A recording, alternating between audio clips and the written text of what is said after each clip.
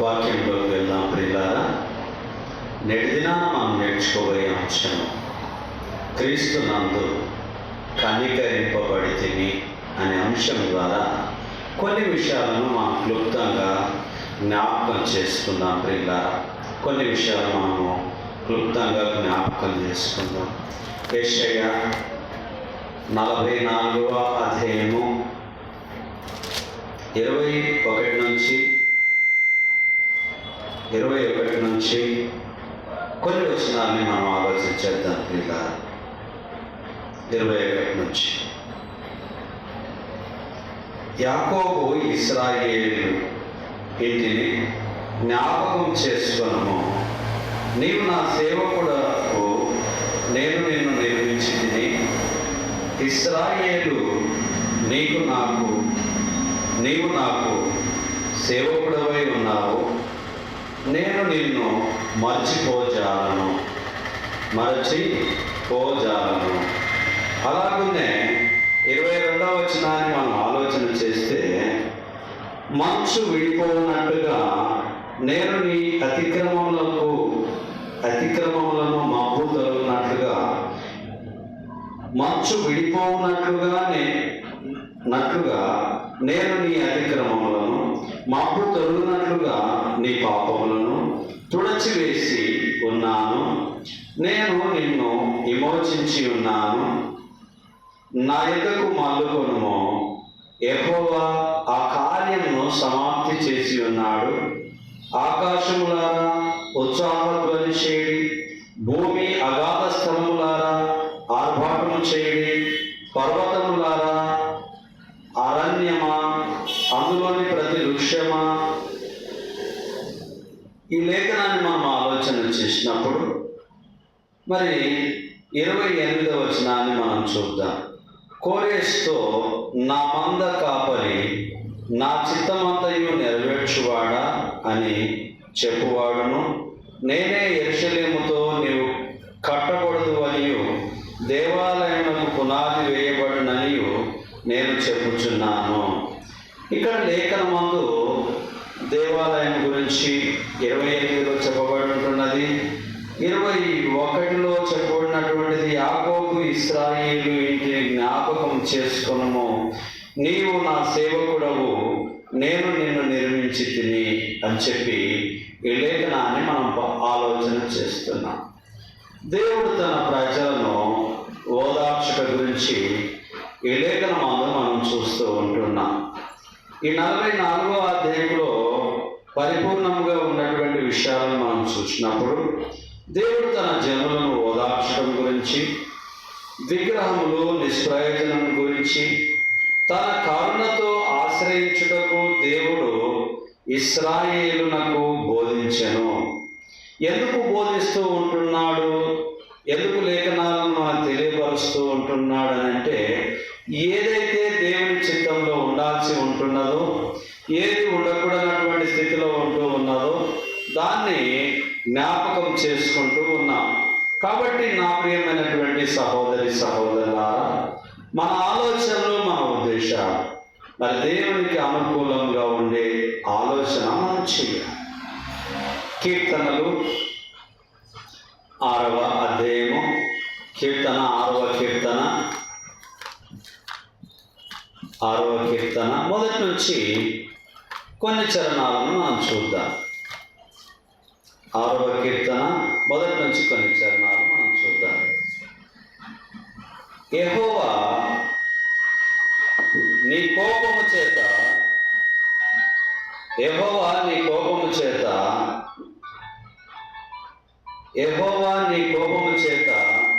నన్ను రక్షింపుము. యెహోవా నీ కోపము చేత నన్ను రక్షింపుము అని చెప్పి ఈ లేఖనాన్ని మనం ఆలోచన చేస్తూ ఉంటున్నాం. కాబట్టి మనం దేవుని మాటల్ని మనం చూసినప్పుడు మరి ఈ మాటల చేత మనం ఆలోచన చేయగలిగినటువంటి వారిగా ఉంటూ ఉన్నాం. అదేమిటి అని అంటే, యెహోవాను గురించినటువంటి మాటల్ని 6వ అధ్యాయంలో యెహోవా నీ కోపము చేత నన్ను గద్దింపకము, నీ ఉగ్రతతో నన్ను శిక్షింపకము. యెహోవా, నేను కృషించి ఉన్నను, నన్ను కరుణించుము. యెహోవా, నా ఎముకలు అదురుచున్నవి, నన్ను బాగు చేయుము. నా ప్రాణం బహుగా అదురుచున్నది. యెహోవా, నీవు ఎంతవరకు కరుణింపక ఎందువు? యెహోవా, తిరిగి రమ్ము, నన్ను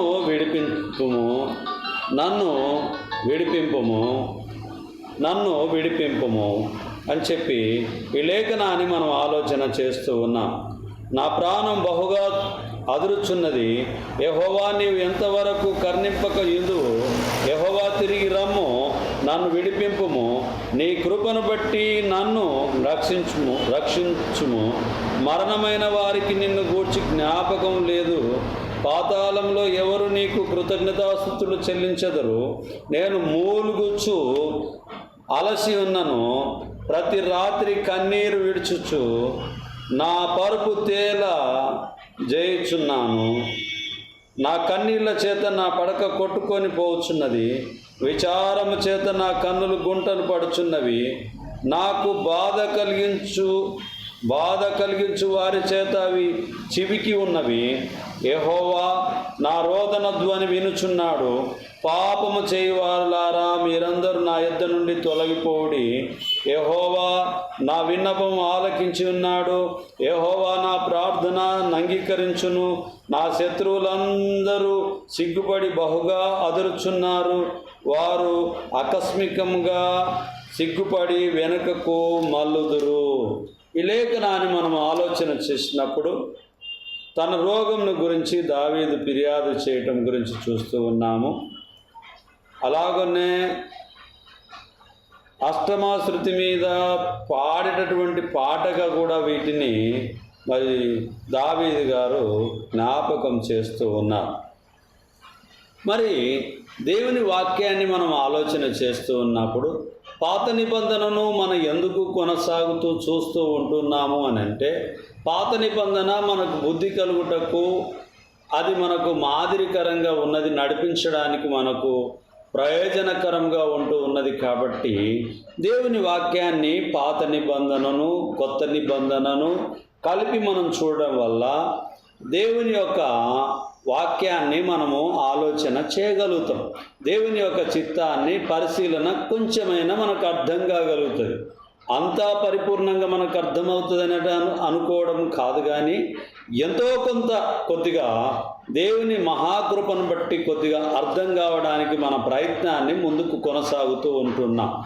ఈ లేఖనాల్లో మనం చూసినప్పుడు మరి దేవుని గద్దింపు గురించినటువంటి వచనాలు, దేవుని కోపం గురించినటువంటి విషయాలు, శ్రమల గురించినటువంటి శిక్షణ గురించి, దేవుని ప్రేమను గురించి, కనికరం కొరకు విన్నపముల గురించి, మానవ బలహీనం గురించి, ఆత్మ సంబంధమైన రోగము కొరకు, అధిక కాల శోధన గురించి, కొన్ని వేళల్లో శ్రమల గురించి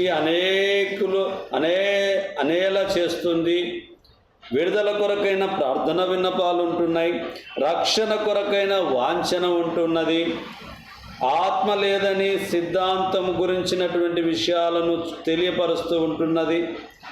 మత్తయి సువార్త 22:13 రాయబడి ఉన్నట్టుగా మనము ఆత్మ లేదను సిద్ధాంతము, చాలామంది మరణమైన వారికి నిన్ను గూర్చి జ్ఞాపకం లేదు, పాతాళంలో ఎవరు నీకు కృతజ్ఞతాస్తుతులు చెల్లించెదరు అని చెప్పి ఈ లేఖనాలు మనకు బయలుపరచబడి ఉంటున్నాయి.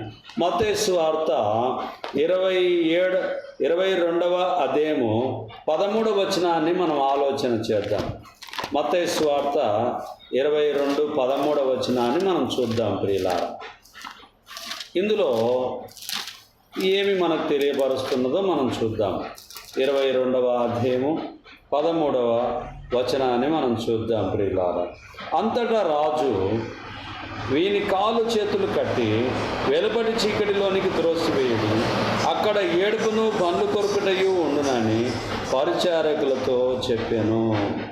ఎవరైతే లోకంలో ఉన్నటువంటి రాజు మాట వినకపోతేనే తీసుకొని వెళ్ళి చిమ్మ చీకట్లో పాడేయమని చెప్పి సెలవిస్తున్నాడు. అక్కడ ఏడుపును పండ్లు కొరుకుట కనిపిస్తుందని చెప్పి ఉండునని పరిచారకులతో చెప్పాను. అంటే లోకానుసారమైనటువంటి మనుషుల దగ్గరనే మన ఆలోచనలు, మన ఉద్దేశాలు సరిగ్గా లేకపోతే శిక్షించడానికి అధికారం కలిగినటువంటి వారై ఉంటున్నారు. మన పరలోకపు తండ్రి తన కుమారుడైన యేసుక్రీస్తు ప్రభువారిని లోకానికి పంపించి మనలందరినీ కూడా విమోచన చేసి, మరి ఆయన కుమారుడు చిందించినటువంటి రక్తం మన పాపమును తుడిచివేసినప్పుడు మనం ఎంత జాగ్రత్తగా ఉండాల్సినటువంటి వారిగా ఉంటున్నామో, రాబోయే ఉగ్రత నుంచి మనం తప్పింపబడాలి అని అంటే క్రీస్తులో మనము కనికరింపబడి ముందుకు కొనసాగేటటువంటి వారిగా మనం ఉంటున్నామనేటటువంటిది జ్ఞాపకం ఉంచుకోవాలి. ఏహెచ్కేల్ గ్రంథము 18వ అధ్యాయము, ఏహెచ్కేల్ గ్రంథము 18వ అధ్యాయము కొన్ని వచనాలని మనం చూద్దాం ప్రియులారా. 18, 25 నుంచి 32 వరకు మనం చూద్దాం. 25 నుంచి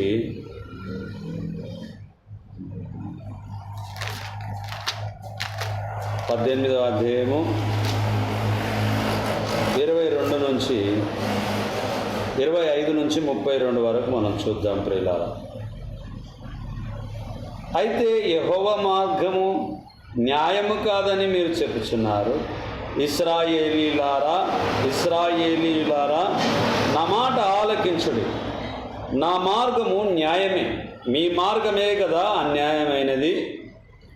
నీతిపరుడు తన నీతిని విడిచి పాపము చేసిన ఎడల అతడు దానిని బట్టి మరణము నొందును. తాను పాపము చేయుటను బట్టియే గదా అతడు మరణం నొందెను. మరియు దుష్టుడు తాను చేయుచూ వచ్చిన దుష్టత్వము నుండి మరలి నీతి న్యాయములను జరిగించిన ఎడల తన ప్రాణము రక్షించుకొనును. అతడు ఆలోచించుకొని తాను చేయుచూ వచ్చిన అతిక్రమములన్నిటినీ చేయక మానెను గనక అతడు మరణము నొందక అవశ్యముగా బ్రతుకును. అయితే ఇశ్రాయేలీయులు యెహోవా మార్గము న్యాయము కాదని చెప్పుచున్నారు.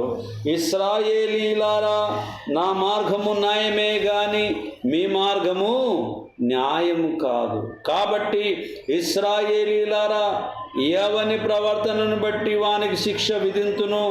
మనసు త్రిప్పుకొని మీ అక్రమములు మీకు శిక్ష కారణములు కాకుండానట్లు వాటినన్నిటిని విడిచిపెట్టుడి. మీరు జరిగించిన అక్రమ క్రియలన్నిటినీ విడిచి నూతన హృదయమును నూతన బుద్ధియు తెచ్చుకొనుడి. ఇశ్రాయేలీయులారా మీరెందుకు మరణం నొందుదురు? ఇదే ప్రభువగు యెహోవా వాక్కు. మరణం నొందువాడు మరణం నొందుటను బట్టి నేను సంతోషించువాడను కావున మీరు మనసు త్రిప్పుకొనుడి. మీరు మనసు తిప్పుకొనుడి, అప్పుడు మీరు బ్రతుకుదురు. ఇదే ప్రభువగు యెహోవా వాక్కు. లేఖనం మనకు తెలియపరుస్తూ ఉంటున్నది ఏహెచ్కేల్ గ్రంథం ద్వారా మనసును తిప్పుకోమని చెప్పి సెలవిస్తుంది. నా మార్గం న్యాయమని చెప్పి యెహోవా దేవుడైనటువంటి వాక్యము మనకు తెలియపరుస్తూ ఉంటున్నది. తండ్రి అయిన దేవుడు పంపించినటువంటి మాటను నెరవేర్చడానికే యేసుక్రీస్తు ప్రభువారి లోకానికి వచ్చి ఉంటున్నారు. కాబట్టి నా ప్రియమైనటువంటి సహోదరి సహోదరులారా, మన ఆలోచనలు మన ఉద్దేశాలు దేవుని చిత్తంలో సరిగా ఉన్నాయా లేదా, అవి న్యాయమైనవే అన్యాయమైనవే అనేటటువంటిది జ్ఞాపకం ఉంచుకోవాలి. దేవుడు ఏమి చేసినా అది న్యాయమే అని చెప్పి మనం నమ్మవలేము. మానవులు మనం ఏమి చేసినా కూడా నీతిని తప్పేటటువంటి మార్గాలు మన దగ్గర అనేకములు కలవు. అందుకనే నా మార్గం న్యాయమైనది అని చెప్పి దేవుడు సెలవిస్తూ ఉంటున్నాడు, తండ్రి అయిన దేవుడు. మరి మన మార్గాలు సరైనవిగా ఉన్నవే, సరైనవి కాకుండా ఉంటూ ఉన్నవే, సరైనవి కానివి కూడా మనం సరైనవి అనేటటువంటి భ్రమలో మనం బ్రతుకుతూ ఉంటున్నామా? మన ఆలోచనలు మన ఉద్దేశాలు దేవుని చిత్తంకు ఏ విధంగా ఉంటూ ఉన్నాయి? మరి నూతన నిబంధనకు వచ్చేద్దాం ప్రియులారా. యోహాను సువార్త 2వ అధ్యాయము, యోహాను సువార్త 2వ అధ్యాయము మొదటి నుంచి కొన్ని వచనాలని మనం ఆలోచన చేద్దాం. ఇక్కడ కానాను ఊరిలో పెండ్లి జరుగుతూ ఉన్నది. దేవాలయమును పరిశుద్ధపరచుట గురించి, మరి మరణము పునరుత్థానముల గురించినటువంటి ముందుగా చెప్పుట గురించి ఈ 3 విషయాలు ఇందులో క్లుప్తపరిచి ఉంటున్నాయి, పొందుపరిచి ఉంటున్నాయి. కానా వివాహం 1, దేవాలయం పరిశుద్ధపరచుట గురించి 2, మరణ పునరుత్థానములను గురించినటువంటి ముందుగా చెప్పుట గురించి ఈ 3 విషయాలు యోహాను సువార్త 2వ అధ్యాయంలో ఈ వివరణ ఇవ్వబడి ఉంటున్నది. 1 నుంచి 13 వచనాల వరకు మరి కానాను ఊరిలో ఉన్నటువంటి సందర్భాన్ని మనకు చూపిస్తూ ఉన్నది. 14వ వచనం నుంచి మరి 18వ వచనం వరకు మనం ఆలోచన చేసినప్పుడు దేవాలయము పరిశుద్ధపరచుట గురించి రాయబడి ఉన్నది. 19 నుంచి మరి చివరి వరకు మనం ఆలోచన చేసినప్పుడు 25 వరకు మనం ఆలోచన చేస్తే ఇక్కడ యేసుక్రీస్తు ప్రభు వారి మరణ పునరుత్థానంలో గురించినటువంటి ముందుగా చెప్పుట గురించి మరి లేఖనాలు మనకు తెలియపరుస్తూ ఉన్నాయి. 1 నుంచి కొన్ని వచనాలని మనం చూద్దాం.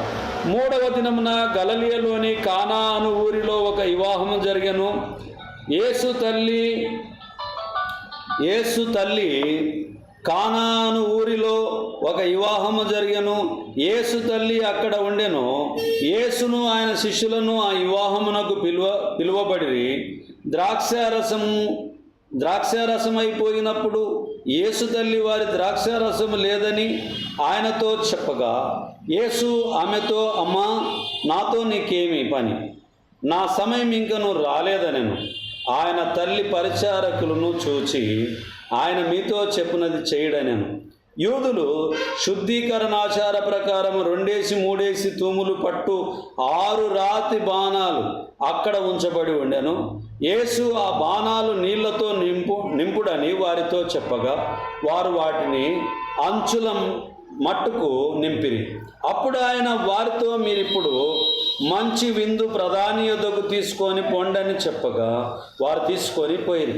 ఆ ద్రాక్షారసము ఎక్కడి నుండి వచ్చినో ఆ నీళ్లు ముంచి తీసుకొని పోయిన పరిచారకులకి తెలిసినది కానీ విందు ప్రధానికి తెలియకపోయాం గనక ద్రాక్షారసమైన ఆ నీళ్లు రుచి చూచినప్పుడు ఆ విందు ప్రధాని పెళ్లి కుమారుని పిలిచి, ప్రతివాడును మొదట మంచి ద్రాక్షారసమును పోసి జనులు మత్తుగా ఉన్నప్పుడు జబ్బు రసము పోయును. నీవైతే ఇదివరకును మంచి ద్రాక్షరసం ఉంచుకొని ఉన్నావని అతనితో చెప్పింది. గలిలయలోని కానాలో యేసు ఈ మొదటి సూచక క్రియ చేసి తన మహిమను బయలుపరచెను. అందువలన ఆయన శిష్యులు ఆయన యందు విశ్వాసముంచిరి. యేసుక్రీస్తు ప్రభునందు విశ్వాసముంచినటువంటి విషయాన్ని మనం ఆలోచన చేసినప్పుడు ప్రియులారా, అక్కడ జరిగించినటువంటి గొప్ప కార్యాన్ని బట్టి ఆ నీళ్లను నింపి మరి రాజుగారి దగ్గరికి, ప్రధాని దగ్గరికి తీసుకొని వెళ్ళినప్పుడు ఆయన వాటిని త్రాగి పెళ్లి కుమారుని పిలిపించి ఎంతగానో తన ఆనందాన్ని, సంతోషాన్ని వ్యక్తం చేసినట్టుగా మనం చూస్తున్నాం. వాటిని చూసి అక్కడున్న శిష్యులు యేసుక్రీస్తు ప్రభువారి పట్ల విశ్వాసం ఉంచిరి అని చెప్పి సెలవిచ్చి ఉంటున్నాం. ఒకప్పుడేమో అద్భుత క్రియలు, ఆశ్చర్య కార్యాలను చూసి విశ్వాసం ఉంచి ఉంటున్నారు. మరి ఇప్పుడైతే మనము చూచి నమ్ముట కంటే చూడక నమ్మినటువంటి వారు ధన్యులు అని చెప్పి లేఖనాలు తెలియపరచబడినట్టుగా మనం చూడకుండానే నమ్మేటటువంటి స్థితి మనది గొప్పదిగా ఉంటున్నది అనేటటువంటిది మనం జ్ఞాపకం ఉంచుకోవాలి ప్రియులారా. ఎందుకు అనంటే దేవుడు చేసే ప్రతి కార్యం కూడా అది గొప్పగా ఉంటుంది, అది మంచిగా ఉంటుంది. నేను ఆలోచన చేసేటటువంటి ఆలోచన ఉద్దేశము లోకానుసారమైనటువంటి ఆలోచన మనం చేస్తాం కాబట్టి అది లోకానుసారంగా కనిపిస్తూ ఉంటుంది. ఆత్మానుసారమైనటువంటి ఆలోచన మనం ఎప్పుడైతే చేయగలిగితే ఆత్మానుసారమైనటువంటి ఆలోచన అది అద్భుతంగా గొప్పగా ఉంటుంది అనేటటువంటిది జ్ఞాపకం ఉంచుకోవాలి. విశ్వాసం ఉంచడము చాలా ప్రాముఖ్యమైనటువంటి పని అయి ఉంటున్నది. యేసుక్రీస్తునందు ఎవరమైతే విశ్వాసం ఉంచుతామో మన సహవాసము కుమారునితోనూ తండ్రితోనూ ఉంటుంది అనేటటువంటిది మనం జ్ఞాపకం ఉంచుకోవాలి ప్రియులారా. మన సహవాసము తండ్రితోనూ కుమారునితోనూ ఉన్నదనేటటువంటిది జ్ఞాపకం ఉంచుకోవాలి. ఎందుకు లేఖనాలు మనం పరిశీలన చేస్తూ ఉంటున్నాం? ఎందుకు మనల్ని మనం శుద్ధీకరణ చేసుకుంటున్నామని అంటే దేవుని యొక్క గొప్ప కార్యాలు, దేవుడు రచించినటువంటి, దేవుడు 40 మందితోటి ప్రవక్తలతోటి రచింపబడి చేసినటువంటి ఈ యొక్క పరిశుద్ధ గ్రంథాన్ని మనం పరిశీలన చేస్తూ, రుచి చూస్తూ, ఎరిగి ముందుకు కొనసాగడం, మేలైన దాన్ని చేపట్టడము అతి ప్రాముఖ్యమై ఉంటున్నది అనేటటువంటిది జ్ఞాపకం ఉంచుకోవాలి. తిమోతి మొదటి పత్రిక 1వ అధ్యాయము కొన్ని వచనాల్ని మనం చూద్దాం ప్రియులారా. తిమోతి మొదటి పత్రిక 1వ వచనం నుంచి కొన్ని వచనాల్ని మనం ఆలోచన చేద్దాం. ఇక్కడ మన రక్షకుడైన దేవుని యొక్కయు మన నిరీక్షణ అయిన క్రీస్తు యేసు యొక్కయు ఆజ్ఞ ప్రకారము క్రీస్తు యేసు యొక్క అపోస్తలుడైన పౌలు విశ్వాసమును బట్టి నా నిజమైన కుమారుడకు తిమోతికి శుభమని చెప్పి రాయినది తండ్రి అయిన దేవుని నుండి మన ప్రభు అయిన క్రీస్తు యేసు నుండి కృపయు కనికరమును సమాధానమును నీకు కలుగును గాక అని చెప్పి తిమోతి గారికి శుభవచనాన్ని పౌలు గారు తెలియపరుస్తూ ఉంటూ ఉన్నారు. 12వ వచనం నుంచి మనం ఆలోచన చేద్దాం. పూర్వము దూషకుడును హింసకుడును హానికరుడునైన నన్ను తన పరిచర్యకు నియమించి నమ్మకమైన వానిగా ఎంచినందుకు నన్ను బలపరిచిన మన ప్రభు అయిన క్రీస్తు యేసుకు కృతజ్ఞుడనై ఉన్నాను. తెలియక అవిశ్వాసం వలన చేసి తిని గనక కనికరింపబడి తిని. ఎప్పుడైతే మనము తెలియక చేసినటువంటి దానికి కనికరం ఉంటుంది అనేటటువంటిది జ్ఞాపకం ఉంచుకోవాలి. పౌలు గారు జ్ఞాపకం చేసుకుంటున్నాడు. పూర్వము నేను దూషకుడిగా ఉన్నాను, హింసకుడిగా ఉన్నాను, హానికరుడనై ఉన్నాను. నన్ను తన పరిచర్యకు నియమించి నమ్మకమైన వానిగా ఎంచినందుకు నన్ను బలపరిచిన మన ప్రభు అయిన క్రీస్తు యేసుకు కృతజ్ఞుడనై ఉన్నాను. తెలియక అవిశ్వాసం వలన చేసి తిని గనక కనికరింపబడి తిని. పౌలు గారికి దృఢమైనటువంటి నిశ్చయత ఉంది. నేను తెలియక చేశాను, ఇప్పుడు తెలిసి నేను పొరపాటు చెయ్యను అనేటటువంటి నిశ్చయత కలిగి ఉంటూ ఉన్నాడు పౌలు గారు. 14వ వచనం, మరియు మన ప్రభు యొక్క కృపయు క్రీస్తు యేసు నందున్న విశ్వాసము ప్రేమయు అత్యధికంగా విస్తరించను.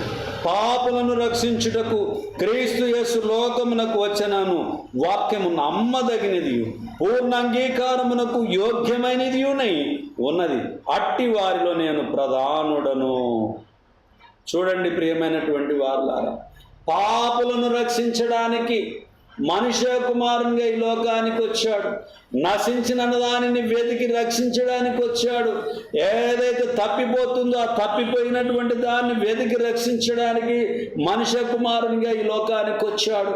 తండ్రి అయిన దేవుడు పంపించబడినటువంటి కుమారుడిగా ఈ లోకానికి వచ్చాడు. కుమారునికి సర్వాధికారం తండ్రి ఇచ్చి ఉంటున్నాడు. ఈయన నా ప్రియ కుమారుడని సెలవిచ్చి ఉంటున్నాడు. ఈయన యందు నేను ఆనందించుచున్నాను అని చెప్పి సెలవిస్తున్నాడు. ఈయన యందు విశ్వాసం ఉంచమని సెలవిస్తూ ఉంటున్నాడు. దేవుడు లోకమును ఎంతో ప్రేమించి ఆయన తను ప్రేమించిన కుమారుని లోకానికి మన పాపముల నిమిత్తము మనల్ని యేసుక్రీస్తు ప్రభు వారిని పంపించి ఉన్నారు. మనల్ని విమోచించడానికి, మన పాపములు తుడిచివేయడానికి కుమారుడైన యేసుక్రీస్తు ప్రభు వారిని లోకానికి పంపించి ఉన్నాడు. కాబట్టి అయినను నిత్య జీవము, 16వ వచనం, అయినను నిత్య జీవము నిమిత్తం తనను విశ్వసింప గోవు వారికి నేను మాదిరిగా ఉండులాగున యేసుక్రీస్తు తన పూర్ణమైన దీర్ఘశాంతము ఆ ప్రధాన పాపి అయిన నాయందు కనపరచునట్లు నేను కనికరింపబడి తిని.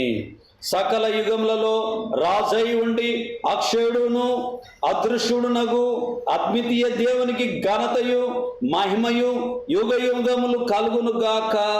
ఆమేన్. చూడండి ప్రియమైనటువంటి వాళ్ళ, పౌలు గారిలాగా మన జీవితంలో కూడా తగ్గించుకునేటటువంటి స్వభావం చాలా ప్రాముఖ్యమై ఉంటున్నది. మనకు కొద్దిగా తెలిస్తే చాలు, మనం ఏమనుకుంటామంటే చాలా తెలుసు మనకని అనుకుంటాం. మనము ఒక 2-3 రకాలుగా ఉంటూ ఉంటాం లోకానుసారంగా. ఒకరు డైరెక్ట్గా చూసి చెప్పేటటువంటి వారు, రెండో వారు మరి దూరంగా ఉండి ఒక అంచనా వేసుకొని చెప్పేటటువంటి వారిగా ఉంటారు. మూడో వారు అసలు ఏమీ తెలియక తెలిసినట్టుగా మాట్లాడేటటువంటి వారిగా మనం ఉంటాం. లోకంలో మన జీవితాలు అలా కొనసాగుతూ ఉంటాయి. కాబట్టి దేవుని వాక్యాన్ని రుచి చూసినటువంటి వ్యక్తిగా మనం ఉండాలి. పౌలు గారు రుచి చూచి తెలుసుకున్నాడు, క్రీస్తును అంగీకరించుకున్నాడు సొంత రక్షకునిగా, క్రీస్తు బోధయందు నిలిచి ఉన్నాడు, సత్యమందు ప్రతిష్ఠింపబడి ఉన్నాడు, సత్యాన్ని ప్రకటిస్తూ ఉన్నాడు. యేసుక్రీస్తు ప్రభు వారిని లోకానికి సువార్త ప్రకటన చేస్తూ ఉన్నాడు. అదేమిటంటే లేఖనముల ప్రకారంగా ఆయన మరణం పొందెను, లేఖనముల ప్రకారంగా క్రీస్తు సమాధి చేయబడెను, లేఖనముల ప్రకారంగా క్రీస్తు 3వ దినమున లేపబడెను మన నిమిత్తము. ఏమి జరిగెను అని చెప్పి మరి సువార్త ప్రకటించడము మనందరి బాధ్యత అయి ఉంటున్నది అనేటటువంటిది జ్ఞాపకం ఉంచుకోవాలి ప్రియులారా. ఈ లేఖనాల్లో మనము ఆలోచన చేసినప్పుడు పౌలు యొక్క అపోస్తలత్వం గురించి, సేవకుల గురించి, అలాగునే శ్రమల గురించి, దైవ కనికరం గురించి,